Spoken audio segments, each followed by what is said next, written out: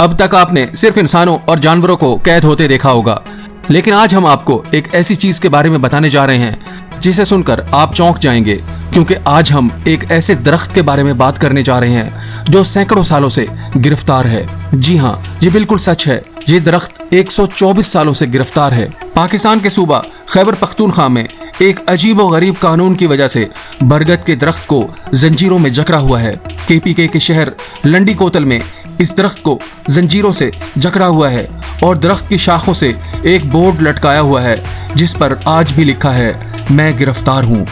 इस दरख्त की गिरफ्तारी के पीछे एक बहुत ही दिलचस्प कहानी है, लेकिन अब आपके जहन में ये सवाल जरूर उठ रहा होगा कि कोई दरख्त को क्यों गिरफ्तार करेगा, क्योंकि अगर ज्यादा परेशानी होती तो दरख्त को काटा जा सकता था। लेकिन एक बरतानवी फौजी अफसर के नशेड़ेपन और हठधर्मी की वजह से ये दरख्त गिरफ्तार हुआ और आज भी ये दरख्त बड़ी जंजीरों में जकड़ा हुआ है। इस दरख्त की कहानी सन 1898 में शुरू हुई, जब एक नशे में धुत बरतानवी अफसर जेम्स स्क्वाड लंडी कोतल फौजी छावनी में चहलकदमी कर रहा था।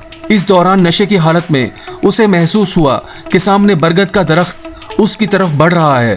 इतने बड़े दरख्त को अपनी तरफ आते देखकर जेम्स स्क्वाड बिल्कुल घबरा गया, इसलिए उसने फौरन सिपाहियों को हुक्म दिया कि वो दरख्त को गिरफ्तार कर लें। सिपाहियों ने अपने अफसर की बात मानते हुए दरख्त को जंजीरों से बांध दिया।